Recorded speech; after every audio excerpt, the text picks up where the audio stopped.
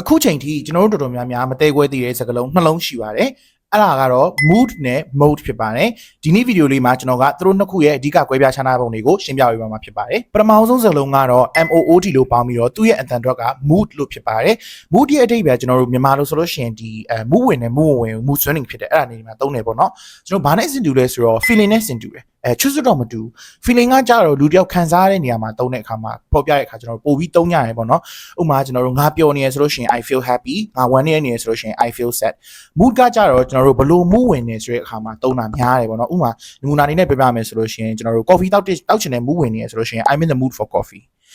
ရေခဲမုန်စားခြင်းနေရဆိုလို့ရှိရင် I'm in the mood for ice cream အချစ်ခံခြင်းနေရဆိုလို့ရှိရင်တော့ I'm in the mood for love အဲ့လိုမျိုးပြောလို့ရတယ်ပေါ့နော်နောက်ပြီးကြောက်ကအခုရပိုင်းစိတ်အပြောင်းလဲဖြစ်နေတာများတယ်ဆိုလို့ရှိရင် I'm having mood swings around these days အဲ့လိုမျိုးပြောလို့ရပါတယ် MOD နဲ့ပေါင်းတဲ့ mode ကတော့ကျွန်တော်တို့ mode လို့အတန်ထွက်ပါတယ် mood မဟုတ်ပါဘူးသူကကြတော့ကျွန်တော်တို့အတန်ထွက်က bold တို့ woke တို့ nope တို့နဲ့အတန်ထွက်ဆင်တူတယ်ပေါ့နော် mode ရဲ့အဓိပ္ပာယ်ကတော့ကျွန်တော်တို့စက်ပစ္စည်းပိုင်းဆိုင်ရာ setting သဘောတရားကိုဖော်ပြခြင်းတဲ့နေရာမှာအသုံးပြုတာများတယ်ပေါ့နော်ဥပမာကျွန်တော်လေယာဉ်ပေါ်တက်တော့မယ်ဖုန်းက frequency တွေလေယာဉ်နဲ့အနောက်ရှက်မဖြစ်အောင်လို့ကျွန်တော်တို့ပြောင်းရတဲ့ airplane mode ဆိုတာရှိရပေါ့နော်အဲ့လိုနေရာမျိုးမှာကျွန်တော်တို့ mode ကိုသုံးပါတယ်ဖုန်းနဲ့မကြားရအောင်လို့ကျွန်တော်တို့စီဒီဖုန်းမှာဆိုလို့ရှိရင်ဘေးနားဖိထားတဲ့ cloud လေးပေါ့နော်အတန်တိတ်ဝိုင်း cloud လေးရှိရဲအဲ့ဒါလေးမှာသုံးတဲ့ကျွန်တော်တို့ silent mode ပေါ့သူ silent mode လို့ခေါ်ပါတယ်အဲ့ဒီsilent mode မှာသုံးတဲ့ mode ကလည်း MOD mode ပဲပေါ့နော်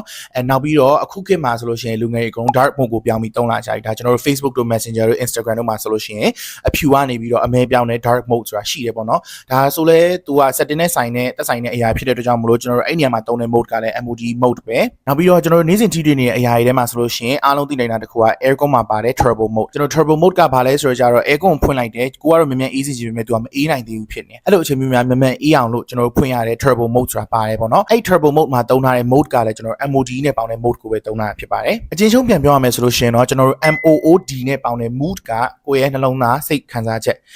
ကိုဆန္ဒရှိတဲ့အရာပေါ့ကိုတောင်းတတဲ့အရာကိုပြောချင်တာဖြစ်ပါတယ်ကျွန်တော်တို့ MODE mode ကတော့စက်ပစ္စည်းတွေ laptop တွေ phone တွေ device တွေ aircon တွေရေခဲတဲ့တိုင်မှာပါတဲ့ဒီ setting သဘောတရားကိုဖော်ပြချင်တဲ့အရာမှန်သမျှကိုကျွန်တော်တို့က MODE mode နဲ့ဖော်ပြလို့ရပါတယ်ကျွန်တော်ခုရှင်းပြသွားတာကတော့ MOOD mode နဲ့ MODE mode တို့ကြားကကွာခြားချက်ကိုရှင်းပြသွားတာဖြစ်ပါတယ်ဒီဗီဒီယိုလေးကိုကြည့်နေတဲ့တငယ်ချင်းတို့ကအခုလိုမျိုးဒီမသေးခွဲတဲ့စကားလုံးလေးရှိတယ်ဒါမှမဟုတ်ကိုသိချင်တဲ့စကားလုံးလေးရဲ့အတိတ်ပဲလေးတွေကိုမေးချင်တယ်ဆိုလို့ရှိရင်လည်းကျွန်တော် Pelvish ပြင်မှာရဲ့ဒီဗီဒီယိုလေးရဲ့ comment အောက်မှာတစ်ခါလေးမေးပါလို့ရပါတယ်